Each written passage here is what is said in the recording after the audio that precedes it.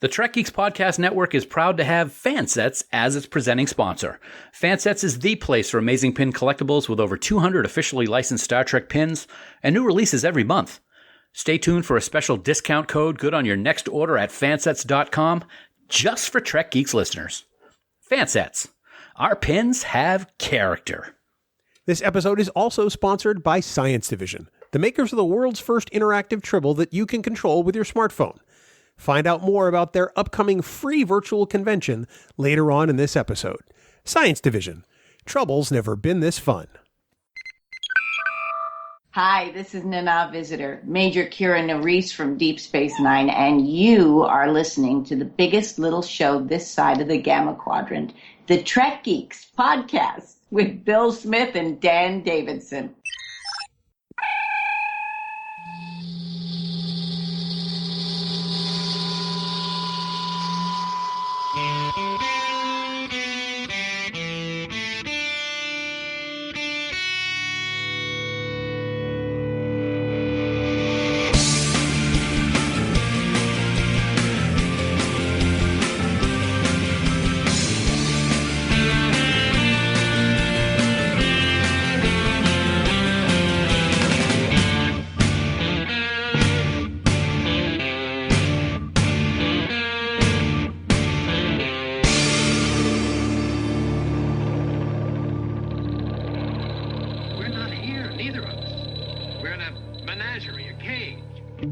From the special shipbuilding yards at Pod Fleet Command, where we have captured a Jem'Hadar vessel and are combing through it to learn everything we possibly can, which is a tough job because we're really not that bright. It's the biggest little show in the Alpha Quadrant and the flagship of the Trek Geeks Podcast Network.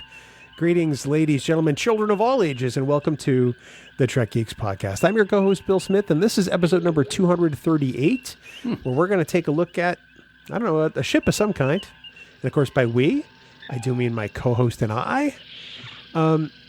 Buddy, if we were stranded on a desert planet and there was a captured ship, I would offer you up to the Jem'Hadar in a heartbeat as a prize, a bounty, a hors d'oeuvre, whatever. Yeah, it's taken a turn. I can't help it. It's the way the Jem'Hadar are. But you are the lovely and talented Dan Davidson. And Dan, get off my ship. Okay. I appreciate that, I think. Anyway. You're welcome. Before you turn me over, maybe they could just shoot you with their anticoagulant weapons, and then I'd laugh as I get eaten by the Jem'Hadar. That's what I was getting from that. No. Okay. No, they wouldn't shoot me. All right. Well, it's good to be here. Yes, we're going to talk the ship this episode. Now, you're probably all going, wait a second. We were supposed to be doing See It or Skip It Voyager Season 6 this week, Dan and Bill. Dan. We did have to have a quick scheduling change. Don't worry, we are still going to be doing it. It's going to be coming up next week, and we are still going to have our good friend Thad Haight on the show with us to be the ref as we duke it out on which ones we would recommend and which ones we wouldn't for Voyager. But as kind of a fill-in, since we had to push it off a week, you know, the ship is a great episode. It's Deep Space Nine, which I'll talk about any day of the week. So here we are, my friend. As I've discovered 237 other times, you literally will talk about anything. I will. Yeah. Yeah. And you'll the talk only thing about I really don't talk about is how great you are, because there's just really nothing to say. No, it's not a whole lot of data there. No, not at all. Or Geordi, or Riker. Oh, God. Or Deanna, or Beverly. That's not even funny. Or Pulaski. See, that is a really bad joke that I would say. So I am obviously rubbing off on you, and I am proud. What I'd like to say is you've brought me down to your level, which really makes me feel horrible. You just did. Yeah. So yeah, See It or Skip It coming up next week. In the meantime, Dan, how might people send us their disappointment and their wishes that we were actually doing See It or Skip It this week? We're really sorry, but it'll be worth the wait. It's like a cliffhanger. You just can't wait till it happens, right? Right. Anyway, sure. We definitely want to hear from you all. Just head on over to trekgeeks.com/contact. You'll be able to email us, send us a voicemail, chat us up, tweet at us right from that location. And of course, you can always go to Camp Kittimer, which is the official Facebook group for the Trek Geeks Podcast Network. It's on Facebook, like I just said. It is the most positive Trek group on Facebook. There's no trolling. No. There's no gatekeeping. And only people there celebrating what they love about Star Trek. All you need to do is go to Facebook and search for Camp Kittimer. You'll find us. You can join the group and be ready to be part of a great experience. We also want to thank our wonderful admins, Haley, Jackie, Dan, and Fark, for the amazing job they do running the camp. But if you do contact us, it's very important to keep in mind that any comments or messages that you leave on any of these places may be used in a future episode. And plus, if they contact us and it seems like somebody's replying in broken English, it's probably you. Oh, that goes without a doubt. Yeah. I can't complete a... I thought your internet dropped there for a minute. You had me. I gotcha. Your mouth was open on that one.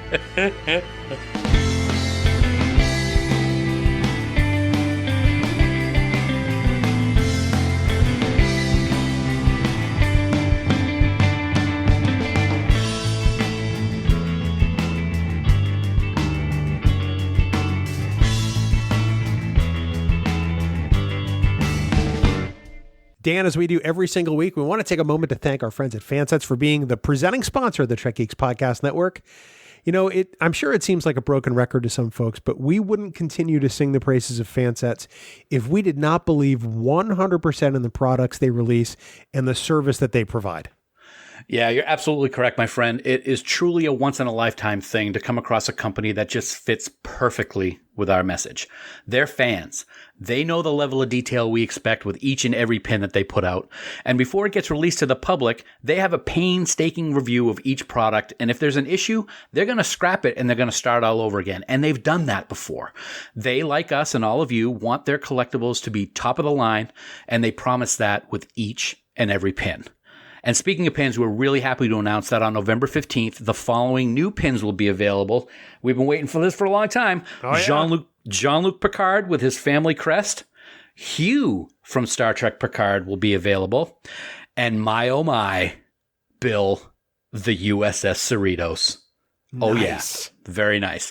Also, we want everyone to know that Fansets is working very, very hard to get all of these new pins out as soon as possible.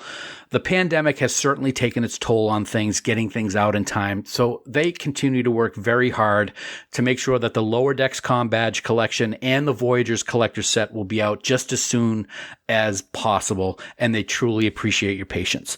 So whether you're buying your first pin from Fansets or your 200th, you can be sure that Lou, John, Joe, and the entire team always have your best interests in mind. They, like their pins, have character. Oh, truer words have really never been spoken, Dan. And coming from you, a guy who can barely speak English, let alone complete a sentence as we demonstrated in the last segment, that really means a lot. So you're welcome. Great job, buddy. So listeners, really do yourself a huge favor. Go on over to fansets.com, and when you get there, put a bunch of pins and accessories and even gift certificates into your cart. Because remember, when you spend more than $30, you're automatically going to get free shipping in the United States. And then on top of that, for 15% off your entire order, use the exclusive Trek Geeks discount code for this week, Kilana. That's Kilana in all capital letters. This discount code will be available to use until Wednesday, November 11th, 2020 at midnight Eastern Standard Time. Fansets. Our pins have character, and we thank our friends at Fansets for being the presenting sponsor of the Trek Geeks Podcast Network. Well, Dan, this week we consider an episode of DS9 that you and I have both really loved for a long time. And it's not necessarily one that the producers thought would be received nearly as well, I think. Yeah, I was shocked to read that as I was doing research for this week's discussion, man. Even after the episode was done, a lot of the producers and powers that be didn't really have a whole lot of love for this episode. They thought it could have had so much more, but I thought it had everything. I thought it was great. And of course, we're talking about season 5, Season 5's episode, The Ship, written by Pam Wigington and Rick Kaysen, and the teleplay was by Hans Beimler, if I'm getting that correct. Yep. And directed by Kim Friedman. It originally aired on October 7th, 1996. We are old, because I watched that first run. Oh, so did I. And it instantly became one of my favorite episodes of Deep Space Nine and continues to this day to be one of my favorites. Yeah, it's hard to believe it's only the second episode of Season 5, Deep Space Nine. Because there's so much that occurs here. It's one that I remember seeing that week. In fact, it was the weekend immediately following my birthday. So I had gone out for dinner that weekend, did the whole cake thing, came home, watched Deep Space Nine, and I was totally blown away. Yeah. From the first moment I saw that episode, I got to fast forward through the commercials, which was even better because I had it on VHS. I had set the timer on the old VCR and stuff. Oh my. But I immediately loved this episode, and I was reduced to tears even then, just as I was at lunch today when I watched it again. Did you really have tears again today? Yeah. Yeah, it's got a whole gambit of emotions, doesn't it? It's got the tension, which that's some tension. And when Sisko's barking at you, there's some tension going on. There's tension. There's a little bit of humor. There's unbelievable sadness. There's people are scared. It's got the whole flow. And the ending is very sad. And I'll tell you what, the very ending of the episode might be the best part of the episode when Dax and Sisko are sitting there. We'll get into that later. But yeah, it's got everything. And just, I could watch it over and over again. I actually watched it yesterday in preparation for our discussion. And I just love it. I'll always love it. This is a great example of something a Deep Space Nine did a lot and did really, really well. To have an episode that's really kind of just barely outside the Dominion arc, but definitely part of it. Mm-hmm. And it introduces something that we're going to see later, which is pretty key. I think this episode, we couldn't have known it then when we watched it, but this episode is pretty pivotal in the Dominion arc. Yeah, it really is. Yeah. Who would have thought that this ship would be such an important part of the Dominion War and what they do later on.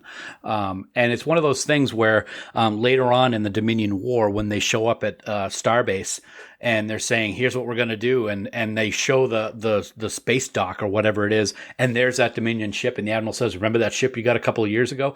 And you're like, oh my God, they really know how to tie things together. And it's such an important part of the whole war story. It really is. There's some observations I want to make about this episode before we dive into the meat of it. And the first of them is this. So while Sisko and company are on the planet, there's a runabout in orbit. And piloting the runabout is a benzite. Mm-hmm. Without the breathing apparatus thingy. Mm-hmm. That, the same one that Mordok and Mendon had in TNG Season 2. Yep. So it makes me ask myself, did they just adjust? Are they on meds to allow them to breathe the regular atmosphere? What's up with that? I have a theory. Oh, let's hear it. I love it. Remember Hippocratic Oath when Bashir and Miles go to the planet where the Jem'Hadar don't have to worry about using Ketracel White, or at least one of them. Yeah. I think that this benzite was on that runabout hiding and sucked some of the atmosphere from that planet and is using it in that runabout there so she doesn't have to breathe that stuff. Kind of like the way you suck all the oxygen out of a room? It's exactly the same thing. No, that's a good point. I'd never really noticed that. In all the times I've watched that episode, I've never really said, hey, where's her breathing apparatus? But that's a very good observation. It's good to know you're good for something here on Trek Geeks, buddy. And pointing out little things like that, you're the cream of the crop, pal. How many people did they have crammed on that runabout? Because there's like 7 of them on the planet. And there's the benzite pilot, and there's 3 or 4 people behind her. I'm like, did they bring half of Deep Space Nine with them? I have another theory. Oh, your theories are the stuff of legend. It's kind of like listening to Ken Jeong on The Masked Singer. Well, we see the runabouts a lot in Deep Space Nine, and they always seem to have these back rooms that you never really see. Except in TNG. Well, that's true, and then the fruit goes bad. But I think what happens is the runabouts are like Doctor Who's TARDIS. Is when you're inside the runabout, it's huge. It's like a mansion. So I think that's what's going on. Wow, I can't believe you pulled out a TARDIS joke. Have you ever watched Doctor Who? I used to watch in the 80s with Tom Baker all the time. I used to love it back then. Wow, I don't think I knew that. Yep, but I have never watched any of the new stuff, and I know I have to because it's supposed to be really good, but I have not taken the time. Wow. Yeah, oh, so we'll get to that when we start our Doctor Who podcast on the Trek Geeks podcast. In 2040, yeah. Yeah, it's going to be called Who Dat. Right. No, it won't. No, it will not. No, it will not. One of the things that really strikes me about this episode is the relationship between O'Brien and Muniz, which starts the entire episode. Muniz looks like he's a crewman. Looks like he's non-commissioned like O'Brien is. And the back and forth that they establish between those characters early really sets the tone for the entire episode and what occurs later. I love the relationship they have there. I wish that O'Brien had more of that with the non-coms on Deep Space Nine. Yeah, it really is great to see this. And this actually is not the first time that we've seen this character. And spoiler alert, we're going to have something a little special regarding that later on in today's episode. But he's been on the show before, and I think that's one of the important things that they wanted to show in this episode was that special connection that engineers have with each other. They work so hard on things on Deep Space Nine especially that are always breaking and always are a problem. But you can tell that O'Brien and Munez have been working together for a long time and have that great, kind of like us, with our back and forth repartee. They just kind of do the same thing, and he can get away with it because O'Brien's not commissioned officer. Right. Yeah. Well, they both are, for the most part. Exactly. Yeah. Because if he were an ensign, he'd outrank O'Brien. That's true. And you couldn't have that happen. No, that would. Oof. No. But the way that he very, respectfully chides O'Brien, especially at the beginning, like, "Oh, did you just need to catch your breath? Meaning the old fat bastard." Mountains in Ireland? What are you kidding me? I love the way they talk to each other. It is the perfect scene to set the tone for this episode. Yeah. And if I may, we'll get into it later on, but you really feel for the relationship that these guys had for each other and have for each other when he's injured, because you got to be really, really ready to throw down if you're going to stand nose to nose with Worf, which O'Brien does, because Worf crossed the line with O'Brien about his friend. And so you can really tell that there's a strong connection with those two characters. So let's talk about the crisis here. So at the beginning of the episode, they're on an expedition to see if they can set up a mining colony. Seems like we do a lot of mining in the future. And in the Gamma Quadrant. And in the Gamma Quadrant, no less. Yeah. A Jem'Hadar ship has crashed, and it looks like it's crashed upside down. Mm-hmm. The runabout in orbit with the Benzite pilot and the other, people on board is destroyed by more Jem'Hadar. Uh-huh. And Sisko and crew have to make it through 2.5 days until the Defiant can arrive from Deep Space Nine to rescue them. Mm-hmm. So already it sets them up behind the 8 ball. The fact that they've got to make it through 2.5 days with Jem'Hadar on the planet, that's rough, man.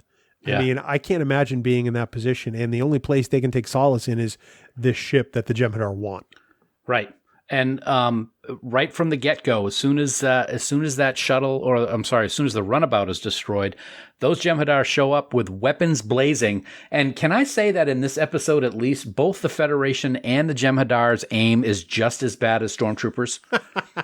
There's only one guy who he never talks. You never hear his name. Well, I think you do hear his name, but he gets taken out like instantly because he's standing on top of the ship going, "I think I see something." Dead, gone. Just like in, Arena. But so that's the only, it's not the only shot. That's interesting too. Let's bring that up right now. Yeah. So this guy gets shot and is dead. And Munez gets shot but isn't dead. But it's the same weaponry. Huh? I don't know. Maybe it grazed him. Grazed. Yes. I guess that's all you can say. Yeah. It's hard to say, but I think it still works for the story. It does. Oh my God, it works perfectly for the story. It's a bit of a plot contrivance. I concede that. It's a bit of a hole, kind of like the one in Muniz's belly. Oh, too soon. Oh. Too soon. Oh. It's only been almost 25 years. Oh. Jeez. But, it's amazing that they have to take refuge in this ship. They discover that all the Jem'Hadar on it are dead. All of their bones were crushed. A theoretical failure of the inertial dampeners. Mm-hmm. I gotta admit, it's gotta be like hitting a brick wall at warp 9. Yeah. Or your face. But I also found it interesting that O'Brien talks about the inertial dampers failed and every bone in their body was crushed. They were all thrown into the bulkhead, but there were like 6 of them standing at the bridge station upside down like Dracula's. Yeah, all suspended from midair. Yeah. Yep. Which was another thing. Whoever came up with the idea of let's not just have them have to be stuck in a Jem'Hadar ship. Let's have them be stuck in an upside down Jem'Hadar ship so they have to walk on the ceiling and all that stuff. That was a pretty good, another mind twister, so to speak, for the episode. Well, and it also meant great things for the lighting because everybody got to be lit from below. Underneath, yep. Which made it look even more ominous and scary and added a real tension to the scenes on board the ship, which just get more and more tense as the episode progresses, honestly. Yeah. I like that part very much. I love how there's almost a little bit of an homage to Star Trek II in this episode. Yeah. My favorite scary scene in Star Trek II where Bones runs into the guy hanging dead from the level above. And it was O'Brien almost walks into the dead Jem'Hadar. Exactly. It's very much like that scene in Star Trek II. And this is going to sound really weird, but I smile every time I see it. Very reminiscent of Star Trek 2. Yeah, it's good. And it would have been even better if they had the same like music for that when they're dong. And then O'Brien could go, Jim. You never notice that McCoy's voice gets really low and gruff? Like, Jim. Wow, that was scary. See? Yeah. I'm terrified. Halloween's over. It's never over with you. Okay. You take that mask off, like the Scooby-Doo kids. What? Anyway, what else do you want to talk about? Let's talk about the Vorta. Kilana. She's a very different type of Vorta. By this time in Deep Space Nine, we've seen a couple of different ones. Most of the Vorta are pretty smarmy, but this Vorta is very different from Weyoun. She is decidedly more sinister and more underhanded. And I think that's one of the things I like about this character.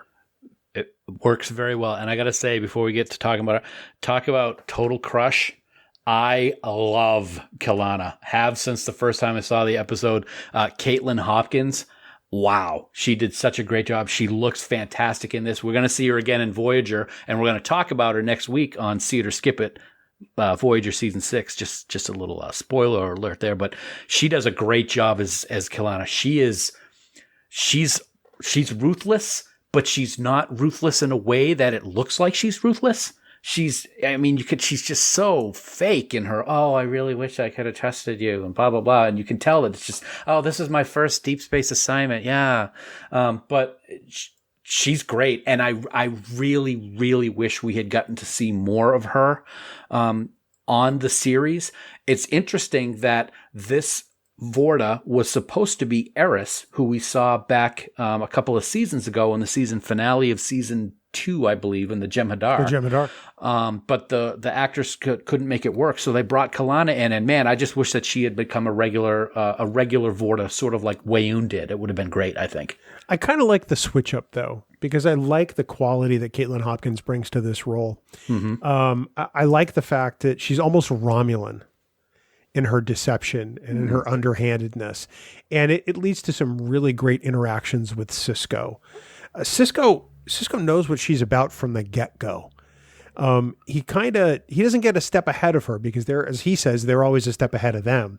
Yeah. But he understands very well what she's up to every time she opens her mouth. Mm-hmm. And it's really great the way Avery Brooks and Caitlin Hopkins play off of each other in those scenes.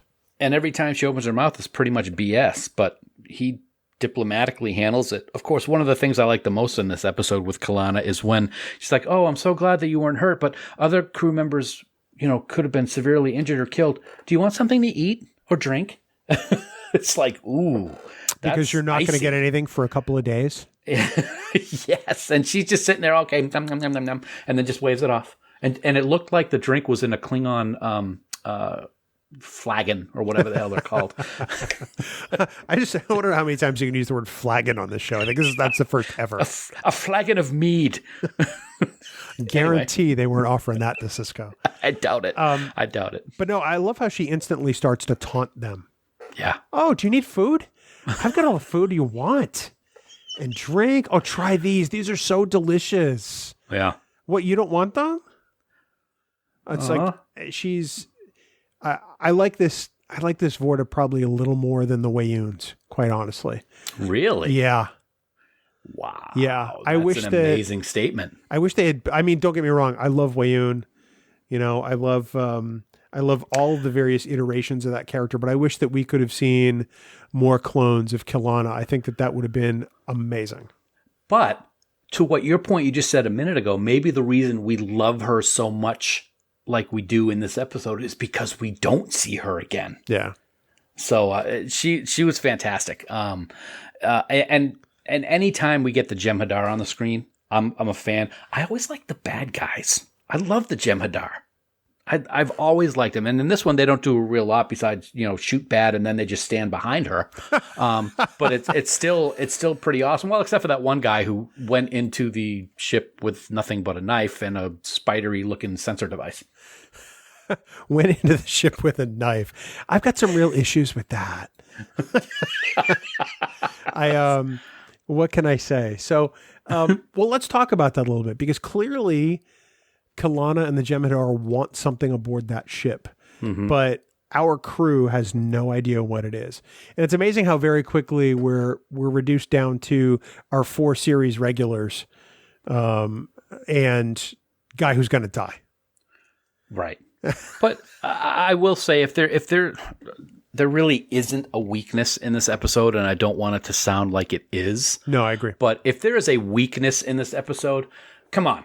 It's a Jem'Hadar ship. You've got a battalion or however many Jem'Hadar and a Vorta who want to get in that ship no matter what. Sisko's smart enough to understand that it's going to be more than just maybe a sensor array or some kind of a log that has important information. The way that they need the importance that the Vorta has of wanting to get an item that she can't talk about out of that ship.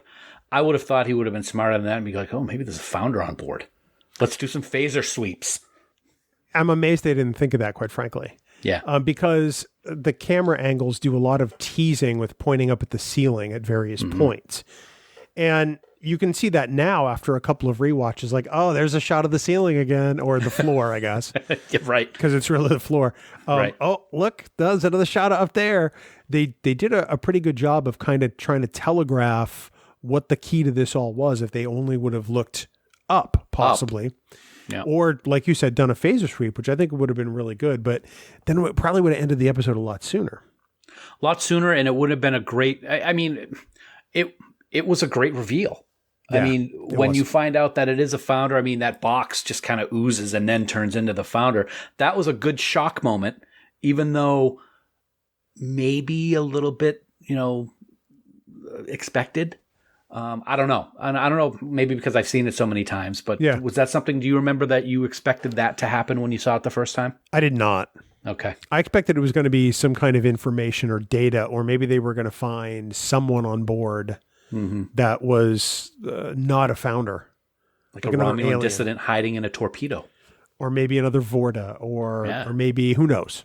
Yeah. But when that reveal happened, I was like, oh, and then, that changeling went from goop to dust in about 2 seconds. He was not doing too good. And it's funny that that's one thing. Dax said it can't hold its shape anymore. Okay, well, when Odo can't hold his shape, he just turns into goo.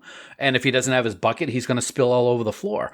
This one spilled all over the floor and then turned into volcano powder. I mean, it was pretty quick. And I love the how it's like all end up in a mass, but there's a couple like stalagmites of him, and it's like brrr, I was just going to say that. That's my favorite part of that founder is when it dissolves like that. It's really awesome. Yeah, there's always a couple of peaks that come crashing down, like oh, gravity. And that happens in the adversary too, which is also cool. It does. So when you get to that point and you realize that it could really go south here in no time, it really changes the stakes of what's going to happen. The barrages of fireworks, for want of a better word, stop as soon as that happens, because they know the founder's dead. Right. But at that point, the uncertainty in that moment really is palpable. You feel it. Oh, it really is. And Sisko even says it, then we're in trouble, because they don't have any, there's no need to protect anything anymore. So you don't know if there's going to be a full-on assault.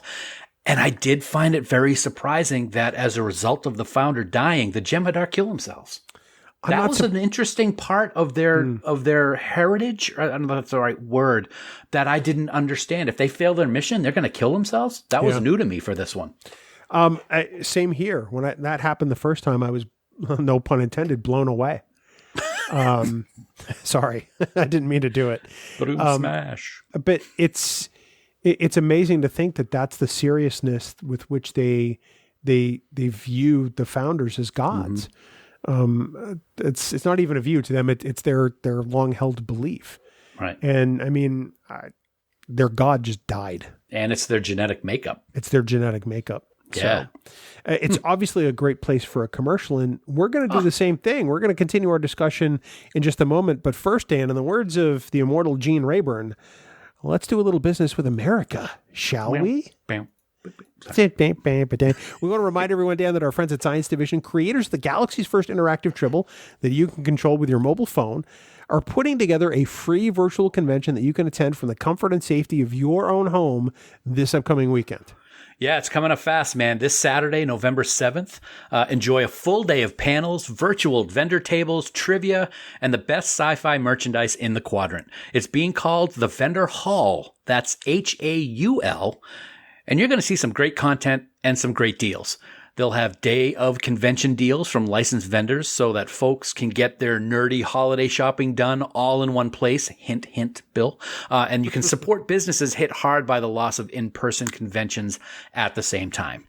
Now, you'll be able to stop by the virtual tables for so many Star Trek licensees. I mean, just listen to this list. Of course, there's Science Division. There's also Volante Design, Cherry Tree Incorporated, Retrospect Studios, Perfect World Entertainment, and Cryptic Studios. Yes, the creators of Star Trek Online, Gold Bubble Clothing, Factory Entertainment, Eagle Moss, Hero Collector, Movies on Glass, and of course our friends at Fansets. Plus, there are going to be some great guests as well. Jay and Kaylee are still adding guests, but they've already lined up Phil Plait, known as the Bad Astronomer, as well as Star Trek science consultants Dr. Mohammed Noor and Dr. Aaron McDonald. Plus, just announced yesterday, two brand new and amazing guests. Armin Shimmerman from Deep Space Nine and his wife, Kitty Swink, will be part of a panel discussing theater during the COVID-19 pandemic. Armin and Kitty will delve into how they're keeping the art of theater alive through literature and radio plays. And Jay and Kaylee, who, in their day jobs are lighting designers for theater, will share how hybrid learning and mandated closures are impacting theater education and the live events industry. That should be really fascinating. That is fantastic news. Now, to find out all the information, go to vendorshall.com. That's vendors, HAUL.com. And get ready for a great weekend of Star Trek content this coming Saturday, November 7th. Science Division. Trouble's never been this fun. And we thank our friends at Science Division for sponsoring this week's episode. I don't know how I didn't know you were going to throw in a little Cyrano. I almost didn't. It was like a millisecond decision. I regret sort this. Sort of like my attention span. Sort of like deciding to do a podcast 5 years ago. Dan, one of the things that sets the ship apart from other episodes of Star Trek is that we get a lot of conflict here. And it's the type of conflict we don't typically see in Star Trek. You remember the famous Roddenberry rule is that you can't really have long-lasting or serious conflict between main characters of a series. It was the kind of thing in the Berman area that they kind of, I don't want to say turned a blind eye to, but tried to skate past as much as possible. Mm-hmm. But this episode really just throws it out the window and says, too bad.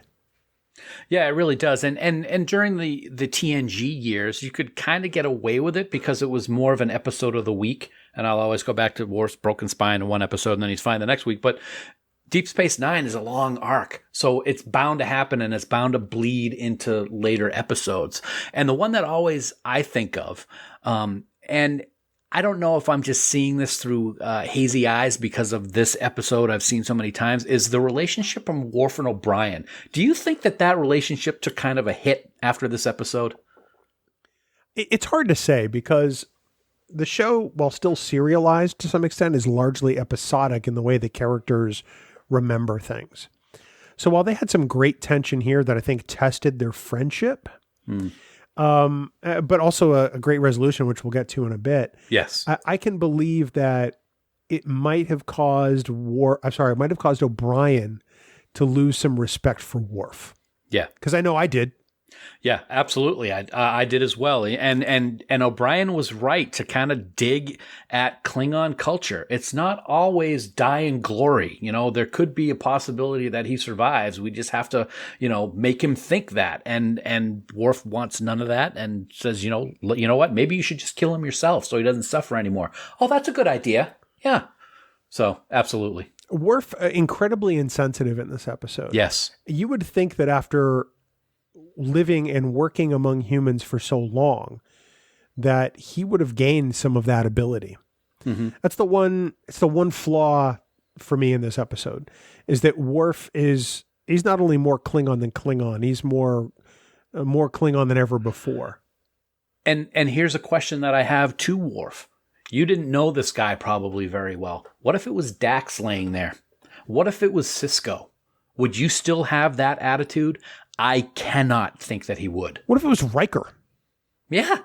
Riker, who he was prepared to leave the Enterprise for when Riker was up to be captain of the Ares and the Icarus Factor. Right. What if it had been Jean-Luc Picard as Chadich? If you were any other man, I'd kill you where you stand. Yeah, but he backed right off of that, didn't he? Exactly. Yep. I understand that Worf is essentially saying what we're all thinking. He's going to die. For the most part. This guy's dead. Yep. He is dead man walking. He may as well be wearing a red shirt. Yep. But you don't say it. No, you did. In this episode, Worf doesn't have any of his human quality. And I have to think that his parents would be really disappointed in him. Absolutely. No roll cake blood pie for him. Yeah, Sergei and Elena, not happy.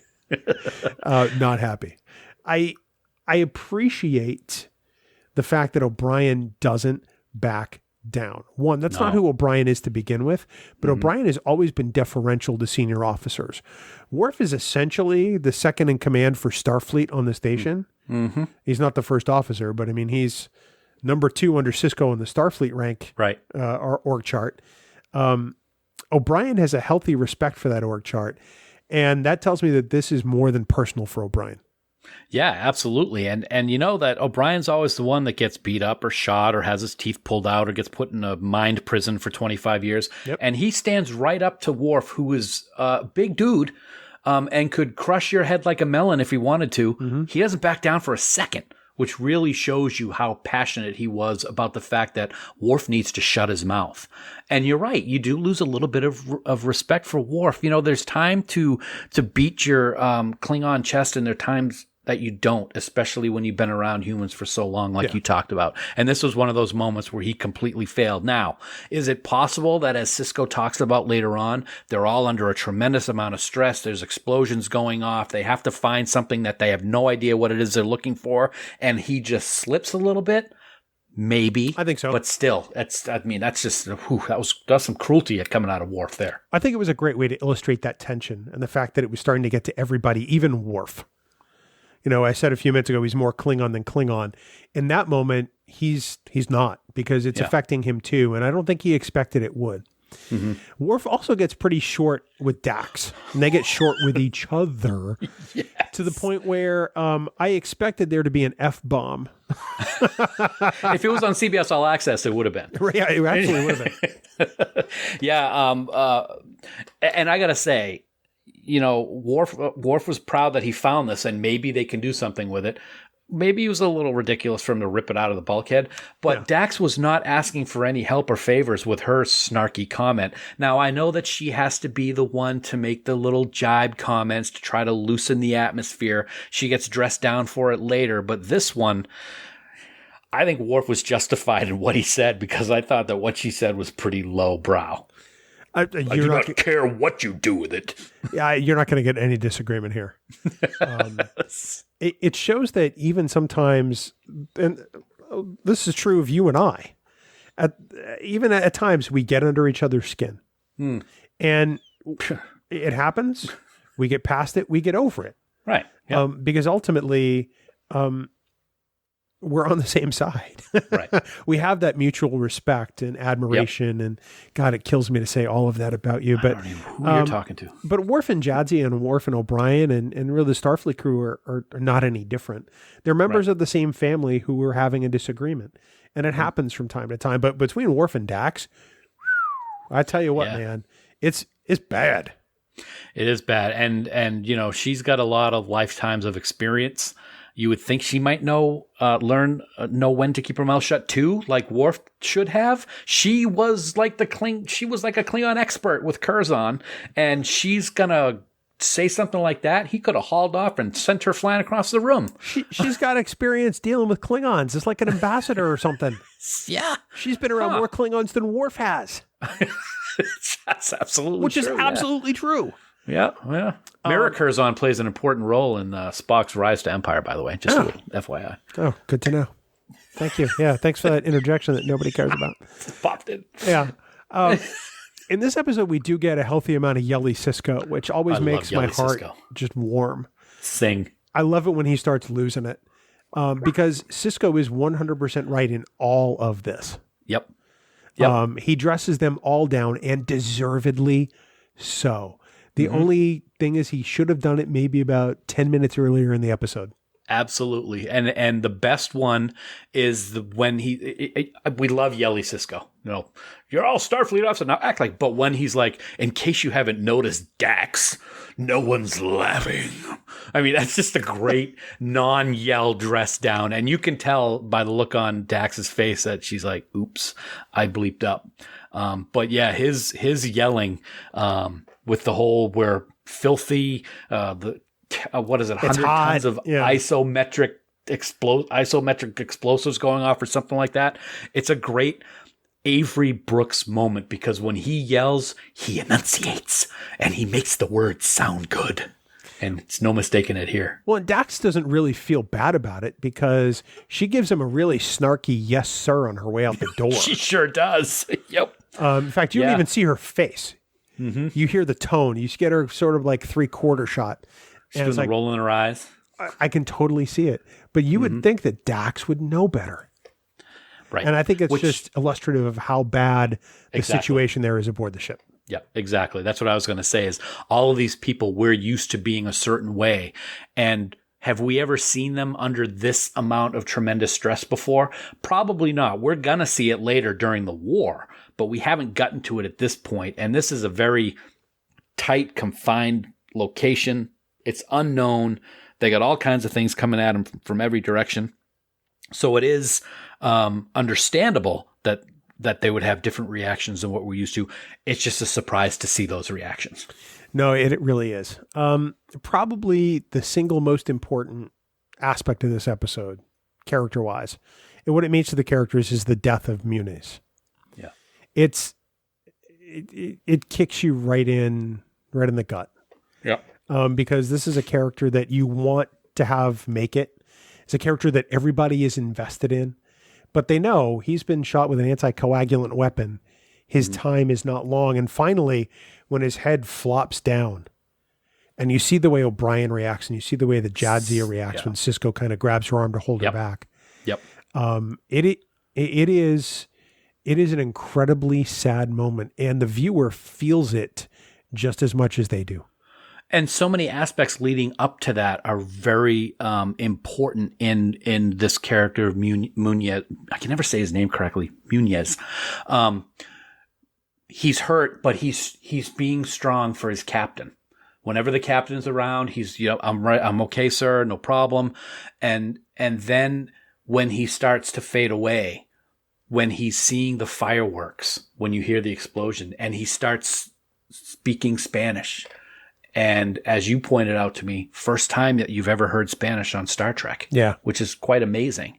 But he's falling into that hallucinogenic time right before dying. And the thing that is the most gut-wrenching for me, O'Brien's sagging shoulders and look on his face is just awful, but he dies off screen.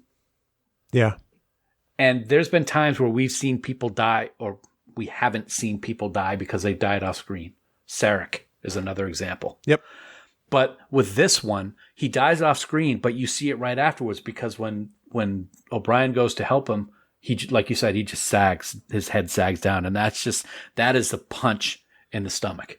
And very big time. I think that's, unfortunately, I think it's the most impactful way that this character's death occurs because they're also tied up in this tension and this conflict and the stress that they're under, that this happens while they're all going through all this stuff and trying to survive. And they realize that they let the ball get by them. Yeah. And it's, it brings a tear to my eye every time I watch the scene, man. It's rough. Yeah. It's so rough. And isn't it amazing that all of that tension and anger and frustration that everybody had completely disappeared in that moment? And like you said, you really see it with Jadzia. You see how upset she is, and she wants to go help O'Brien, but Sisko holds her back gently. Worf just stands there at attention, looking down at what's going on. I feel that in that moment, there was a unspoken connection between that crew and the sorrow of what they all did and said to each other earlier when everything was getting a little bit out of control. It's almost like the object lesson, the sort of the bonk bonk on the head moment. Yeah. They were so busy trying to, make sure they all survive that they didn't notice that one of them didn't survive. Right. And that kind of takes us to the resolution of the episode.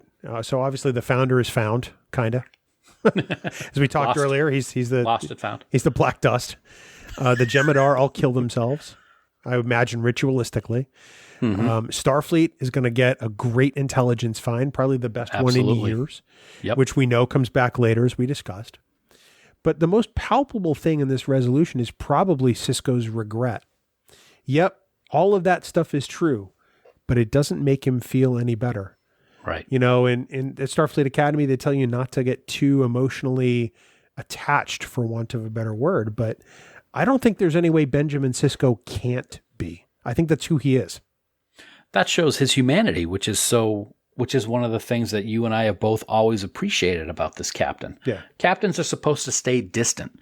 This captain has a son that he's raising on a space station. He's got a first officer who considers him to be the emissary of the prophets. So he has connections, whether he wants them or not. And it's only fitting that he feels this way with the deaths of Munez and Hoya and the others on the ship. He talks about how Munez has the same birthday as Jake. That's a connection, whether he realizes it or not. Just having that knowledge about this non-commissioned engineer who worked with O'Brien, knowing details about that is really something that shows the character that Sisko has, and how it's very difficult to not have connections with the people that serve under you. Well, it's true. And he has a certain connection with Dax, one that's very important to the series as a whole. And, Dax points out to him that, while it sounds cold, from a practical standpoint, the captured ship may have cost them 5 people, but it could help save thousands or millions more. And it doesn't make Sisko feel any better, because in his mind, it's unfair to those who died on a planet in the middle of nowhere. It's Deep Space Nine's version of the needs of the many outweigh the needs of the few. And it's really done well. That last scene in the mess hall is really, really important, not only to the story, but to the relationship between Dax and Sisko. Even though Dax is a subordinate to Sisko, their unique friendship, she's able to do and say things with Sisko that nobody else would be able to get away with. And this is one of those moments, I think. Her hundreds and hundreds of years of experience as a symbiote Trill really, really shines in that moment. Yeah. But of course, that's not the last moment of this episode. No, it's not. And probably the one that actually brings the most resolution is the one between O'Brien and Worf in the, the cargo bay, or the converted cargo bay, or the mess hall, or whatever the hell it is. Yeah. And O'Brien is essentially standing or sitting watch over Munez's casket. Yep. Which I can imagine O'Brien doing rather easily, but then Worf walks in. And it catches both of them off guard, because I don't think O'Brien expected Worf to come, and Worf certainly didn't expect O'Brien to be there. Exactly. And that was what I think. I think Worf's surprise was bigger to me than O'Brien's surprise. O'Brien was surprised, I think, because you you thought he was dead right from the moment he got shot. What the hell are you doing here? And I think Worf was, oh God, he's found me. I'm coming to give my respects and stand guard for Akvo or whatever it's called. And now I'm going to have to explain myself. And he explains himself wonderfully. And I said that a little while ago. I said, do you think that O'Brien lost a little bit of respect for Worf because of what happened in this episode? And I hadn't really thought that at the end of this episode, you kind of see that respect come back at the end of this episode. And he says, Kincaid, I love his nickname, Kincaid, would have liked that they were both going to stand and keep the predators away. I thought that was pretty cool. Here's my theory on this, and you can tell me how you feel about it. I think that Worf's story about the Klingon tradition called the Akvo is a load of malarkey. Really? The same way that Geek Tal was in Lower Decks in Next Gen. Because this seems to be totally in direct contradiction to the Klingon death ritual. Why? Very interesting. I have never thought of that, and it makes sense. And I think that if that is the case, Worf did that to show that he was wrong for what he said to O'Brien and wanted to do something to make him feel better. And that makes a total sense for the Worf character. I think that his human side finally came back out and realized he was wrong. I think that's Worf's non-apology apology. Mm-hmm. He knows he didn't help the situation, and all he can do now is support his friend, O'Brien, as he mourns their comrade and their friend. Right. That's great. I'd love to talk to the writers sometime and find out if that was what they had done. I think that's a great way to look at it, man. I really like that. The episode's awesome. Yeah. But we talked about at the beginning that the producers and the powers that be didn't really like this. They felt that it could have been a better character building episode. And I got to say, in reading over what they had to deal with while filming in that quarry, where the temperature was like 120 and the Jem'Hadar are wearing rubber suits, and Caitlin was talking about in an interview how she's standing there doing her lines, and one of the Jem'Hadar passes out from heat exhaustion behind her. Man, they put up with a lot. I mean, it really was hot and filthy on set, I guess, too. Yeah, a little bit. I have to say that I disagree with Ira Stephen Bear and Hans Beimler and all those who thought that this episode could have been so much more, because I think that as it came out, it's pretty damn amazing to begin with. Yeah. It so pushes the boundaries of what Star Trek is, and we see other episodes that continue to do that in the Deep Space Nine tradition. There's Nor the Battle to the Strong after this. There's the Siege of AR 558. Oh, there's, In the Pale Moonlight. Mm-hmm. There's a whole bunch of episodes coming which take that boundary and push it even further. Mm-hmm. And I think that this episode was amazing. The one thing I meant to bring up earlier that I didn't was the music in this episode underscores what's happening so well and evokes so much emotion. Tense. You hear variations on some of these themes, I think, in other episodes, or at least similar music, and they do kind of the same thing, but you get the sense of how dire everything is from the score. Yeah, absolutely. And that's one of the things, like, how many times have we talked about how the music is its own character in an episode? And this is a perfect example of that. The tension music for when they're going through the halls and or of the ship and trying to find out what the Jem'Hadar had placed, and when they're dealing with the explosives going off, and then you get the music for when you find out that he's dead. Yeah, I mean, it's just it's so well done, and it really is too bad that I don't think the people who do the music and the scores for just television get the credit that they deserve. A lot of times we always talk about the amazing scores in movies and this, that, and the other thing. I don't think that the people in the old days, 90s, because we're old, but in the series that we grew up with, get the recognition that they deserve for doing outstanding music work. I couldn't possibly disagree. I think Jay Chataway did most of the music for this particular episode. I could be wrong, but it definitely deserves a call out because it is amazing. Yeah. Speaking of call outs, we have to call out special attention to both Caitlin Hopkins as Kelana and F.J. Rio as Munoz. F.J. Rio is also great in the TV series The Shield in season 6 and 7. He plays a really nasty guy and does an amazing job.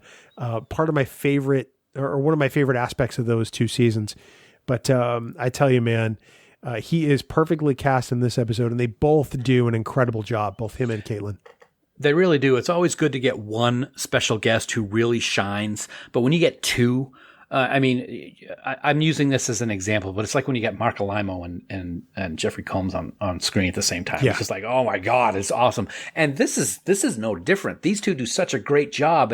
And this was F.J. Rio's last appearance, obviously, on Deep Space Nine, but having these 2 really come with their A game for this episode is another one of the reasons why it's such a great episode. And I think even though the people who did the show didn't think it was one of the best episodes, I really think that fans think it's got to be in the top 10 for Deep Space Nine. It's one of my all-time favorite episodes of the show. Yeah, I think it is. I'll have to look at Morehouse's, see where he stacks it, because I'm not sure where he does on that one. Well, check it out at some point. We'll have plenty of time to do that. But man, what an episode! It's one I always love to rewatch, and I'm glad we finally got a chance to talk about it here on the show. This episode never disappoints, no matter how many times I rewatch it. So. Just the fact and just the opening and as we wrap it up, just that ominous scene when they beam to the crash site and the ship is halfway in a mountain, but there's flames on the ground as they're walking towards it with their phaser rifles drawn. That just sets up for a great hour of television. It really is. So if you haven't watched this one in a while, really got to dial it up because it is worth the 45 minutes, I tell you. Dan, of course, as we do every episode, we have to thank the band 5 Year Mission, not only for all the music that they provide to the Trek Geeks podcast and other shows on the Trek Geeks podcast network, but for being 5 amazing guys that we are so happy to have part of our Trek Geeks family and as great friends. We want everyone to go out to 5yearmission.net, download all their CDs, become a huge fan of their music because we are ourselves. So 5yearmission.net, get all their CDs, listen to them, learn them, live them, love them. You're going to love it. You really are. You really are. And I got to say, boy, Fark looked pretty good for as much as Fark can look good with his Patreon Trek Geeks Podcast Network shirt today on Facebook, I got to say. He looked pretty sporty. Yeah, absolutely. But yeah, love 5 Year Mission. And I love episodes of Deep Space Nine with the Jem'Hadar and the Vorta and the Dominion. They're just so awesome, man. So many good stories. Like the one I just watched recently. And you'll be happy to know I talked about it earlier.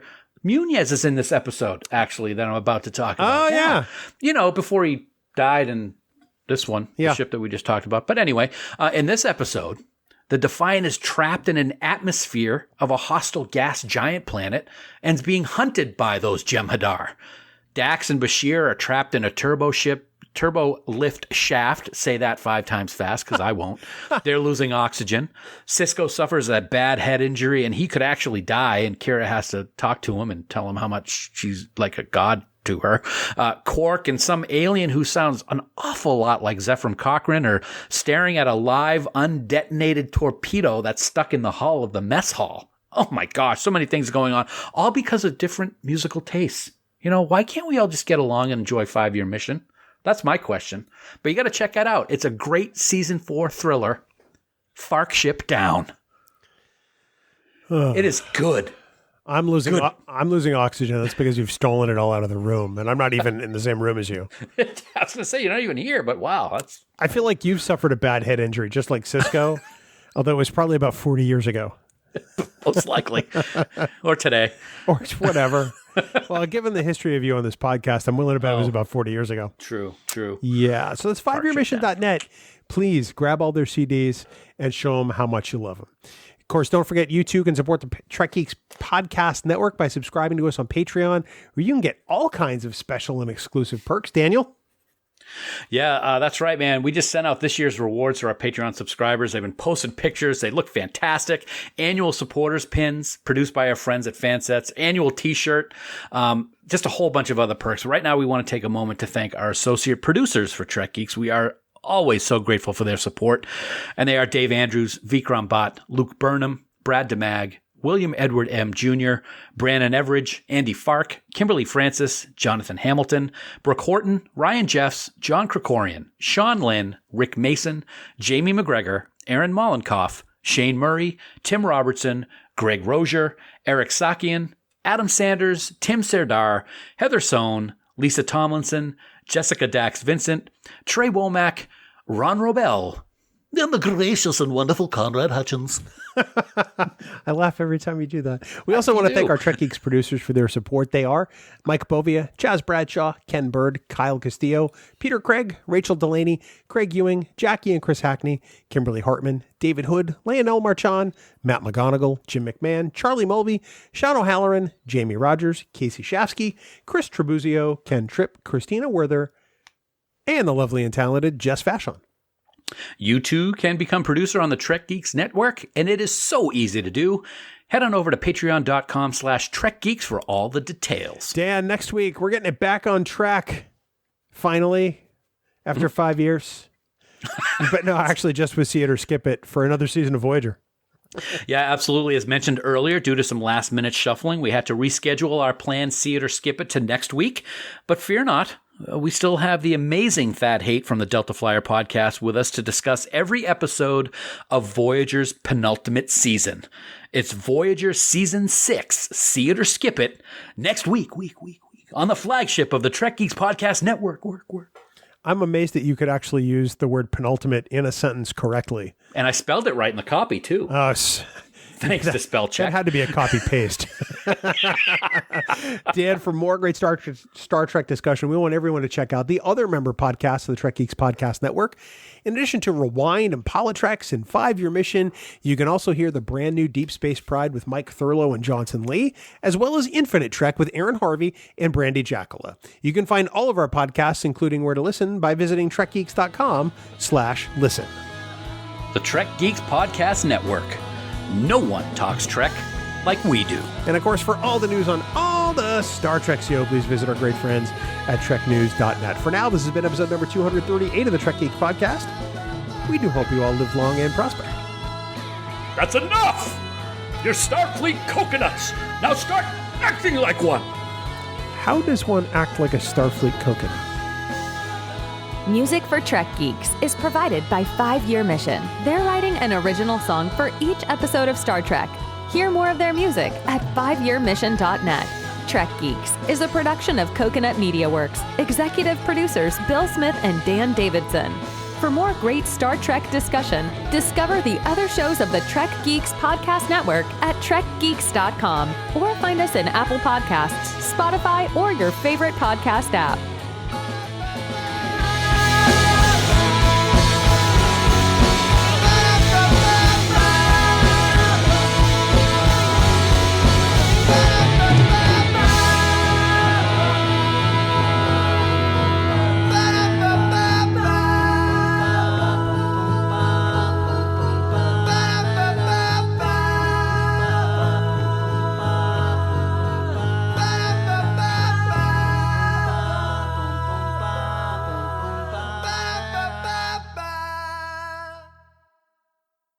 Bing bong. Yeah. Hey, buddy. Hi. How are you? Good. A great show. Yeah, Talk to everyone next week. A lot of emotion there. Oh. So it's just like every other week I do a podcast with you. Yeah. Well, I didn't turn my emotion chip on yet. I think it's cute. You think you're advanced enough to have one. Because the gorilla suit had to go. Sorry. How you doing? Dry Corner. God, I hate that effing movie. Yes, I know you do. Ryan on Discord is going to be, they mentioned Generations again. Yeah, not in a good way. Well, I never do. No, I get don't. teased and poked and prodded about my hate for Generations, especially by him, quite often. That's like sometimes a crappy movie is just a crappy movie. One of the best parts of that movie, and it's so subtle, is when Soren's on the Klingon ship talking to the Klingons, and he goes like this. It's just like so great. It's like, yeah, they stink. It's like when I'm right near you. Wow. Of course, I haven't been near you in almost 8 months. No, I smell lovely. My wife got me some cologne. Yeah. To impress the woodchucks? Oh, stop chucking my wood. Sorry. Sad part is I knew what you were talking about. Yeah, there you go. Yeah. No, it's good stuff. I forget what it's called. Prada. It's called Prada. So anybody who wants cologne, Prada. I love how you're waving your hand by the camera like we can smell it.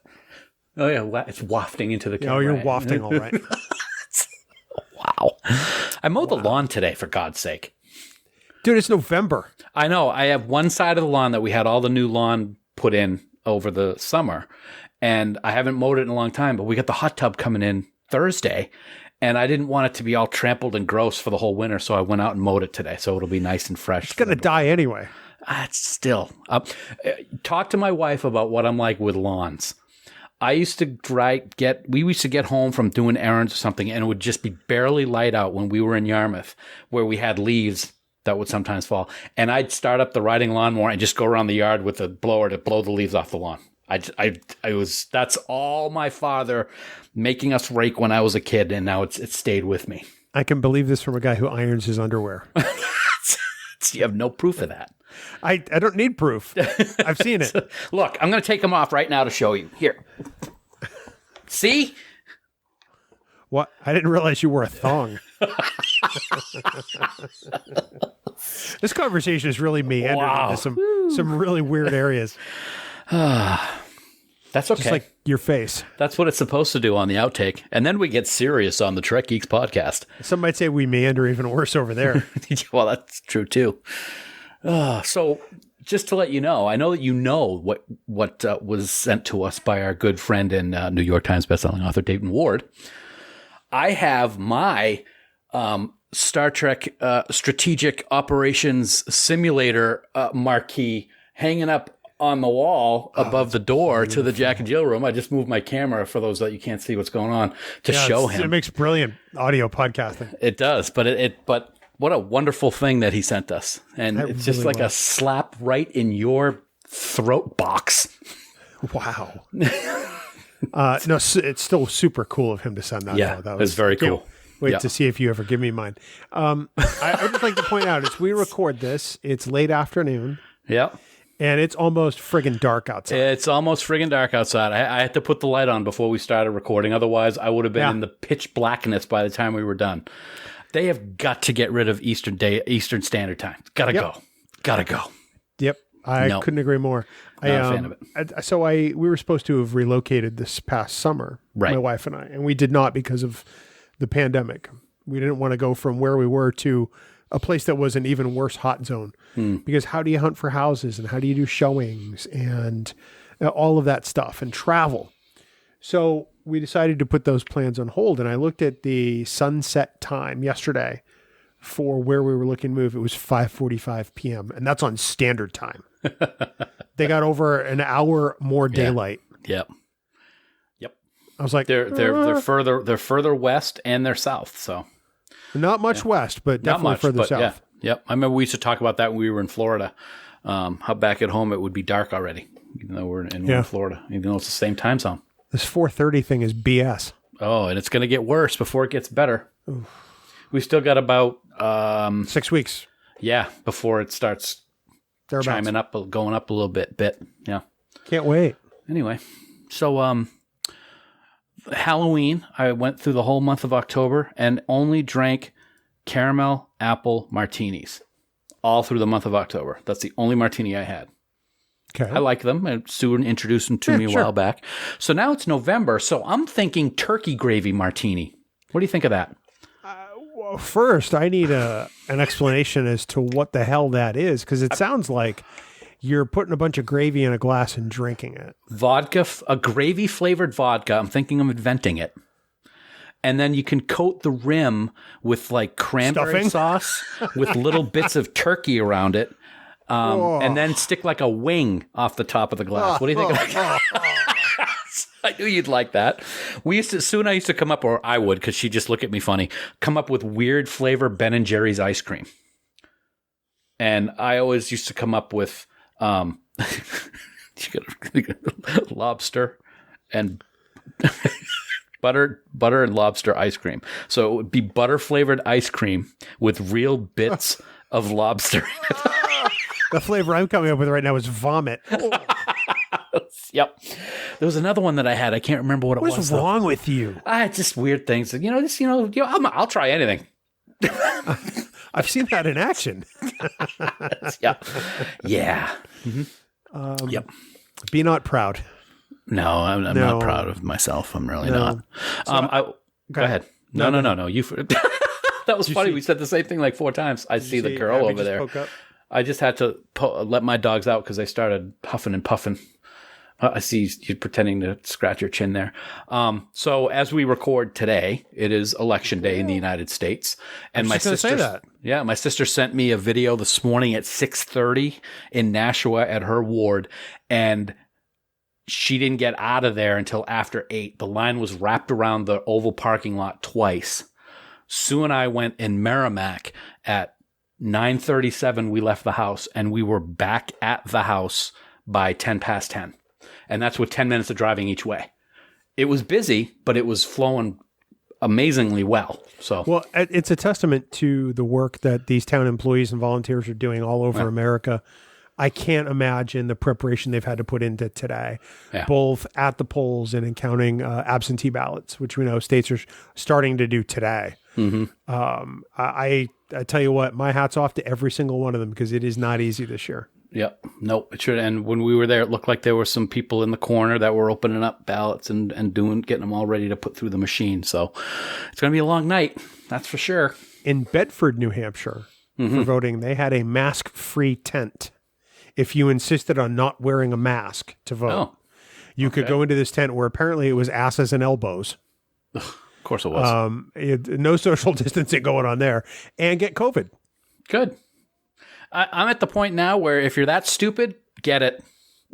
Sorry. Yeah. Cull the herd. It's so frustrating. That's why I voted absentee this year, because I figured that there would be no shortage of those people. No, it was very orderly and everything where we were, but Sue and I were going to vote in person no matter what because of all of the malarkey going around. So yeah. I have to say in New Hampshire, the absentee process was amazingly easy, especially in town of Merrimack. I've done it before, and it has always been very easy. Yeah. No. And I like that they gave you an online status of whether or not your ballot was there and whether it had been rejected. So, yeah.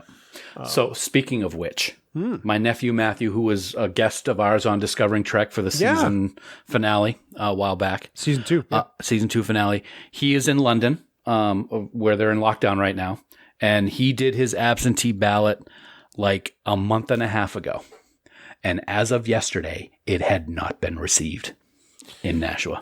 I'm not surprised by that. For a number of reasons. Amazing. Not the first of which the last time it was tracked, it was in Boston. Yeah, I'm not surprised. Yeah. There was a court order today that the postal inspectors were to sweep particular regions for any outstanding ballots. So as long as it was postmarked, in theory, it should count. Yeah. So. Provided it gets there. We'll see. Yep. But it'll be nice that we'll have a week off and then people will be putting up political signs for next year's election. Well, in New Hampshire, the race for the primary kind of starts tomorrow. Yeah, pretty much. Anyway, no politics here on Trek Geeks.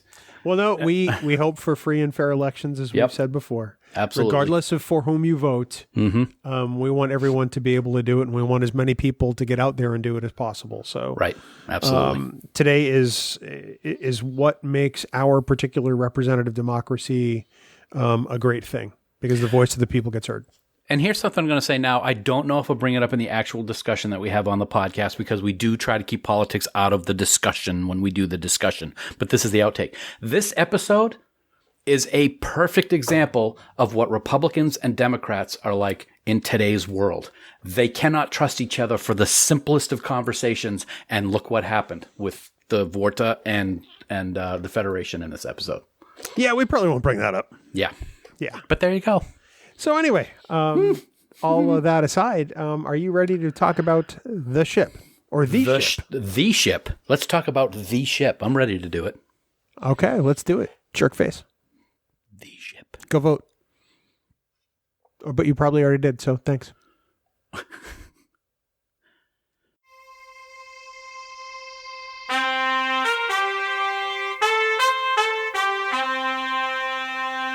Coconut.